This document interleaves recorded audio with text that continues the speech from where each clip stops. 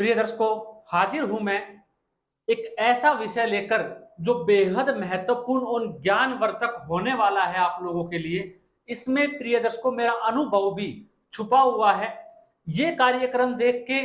और इस विषय को अगर आप जान लेंगे तो कहीं ना कहीं आपके ज्ञान के साथ साथ अगर आप जन्म कुंडली अध्ययन करते हैं तो वहां भी आपको सहायता प्रदान होने वाली है। तो प्रिय दर्शकों, आज का विषय है,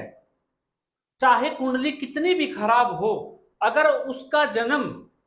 अगर उसका जन्म किसी महान दिन हुआ है, किसी महान, जैसे कि राम भगवान का जन्म हुआ था, कृष्ण भगवान का जन्म जन्माष्टमी को हुआ था, ऐसे ही जो भी कोई महान दिन जो बनते हैं साल के अंदर, उसके अंदर जिनका जन्म होता है, ऐसे व्यक्ति अपने आप में महान हो जाते हैं। तो जन्म कुंडली देखिए और कब आपका जन्म हुआ है, किस वार को हुआ है। प्रिय दर्शकों, वही ज्योतिष के जो मर्मज्ञ हुए उन्होंने कहा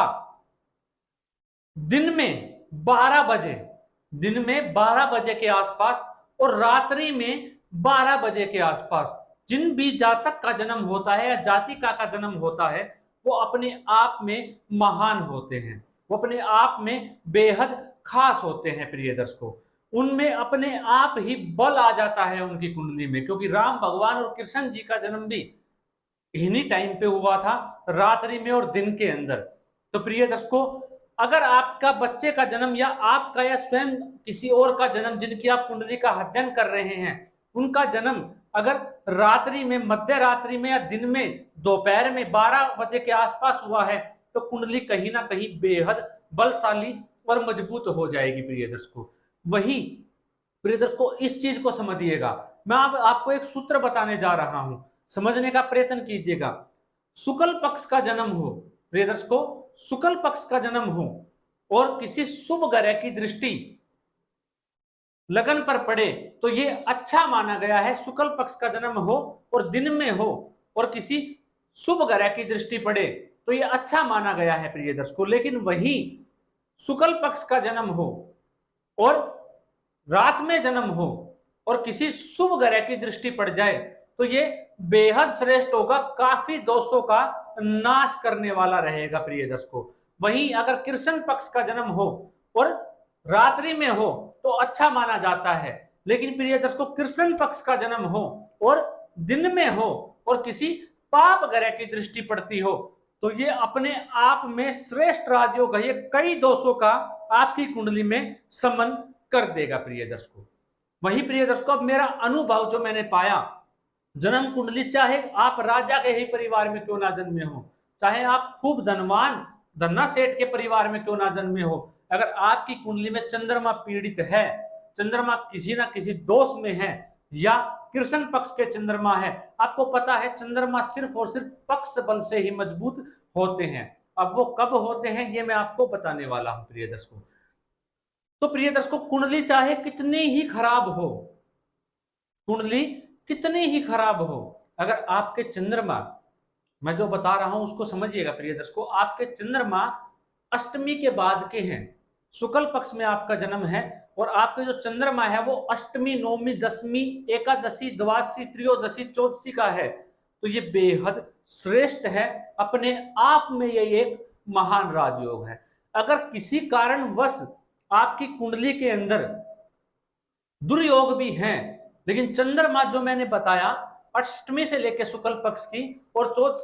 चौदस का है और उस पर किसी पाप इत्यादि ग्रहों की दृष्टि नहीं है, वो पीड़ित नहीं है, वो केंद्रुम योग में नहीं है, तो अपने आप में ये अकेला चंद्रमा आपको उस बुलंदी और उस ऊंचाई तक लेके चला जाएगा जो आप सोच नहीं सकते। किसी और ग्रह की महादशा आने के कारण किसी वश आपको मानसिक अशांति और परेशानी आपको अपने जीवन में देखने को मिल सकती है, लेकिन ऐसा नहीं है कि चंद्रमा इसमें हो। अब उदाहरण से समझिए प्रिय दर्शकों, और मैं कुछ महानतम राजयोग आपको चंद्रमा से संबंधित बता देता हूं।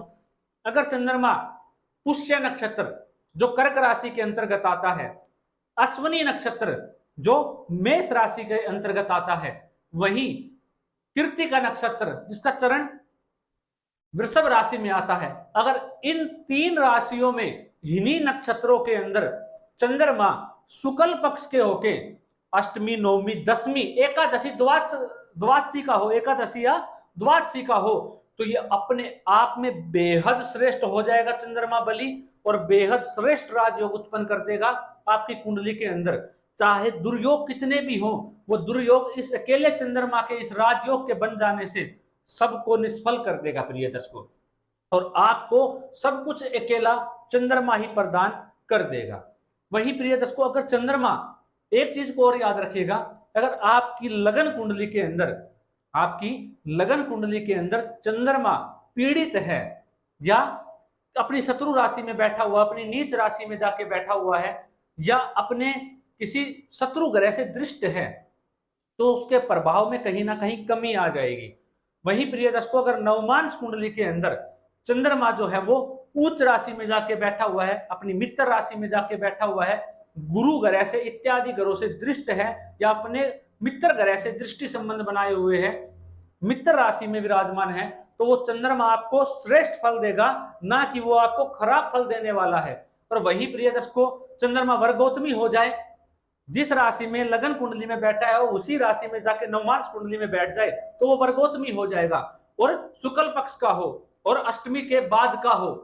तो बेहद श्रेष्ठ राजयोग। और जिन नक्षत्रों में मैंने आपको बताया, जो राशि बताई है, उन्हीं नक्षत्रों में बैठा हो तो आप अजमा के देख लीजिएगा, इस सूत्र को आप लागू करके देख लीजिएगा। और दूसरा जो मैंने आपको बताया, शुक्ल पक्ष का जन्म हो, रात्रि में हो, और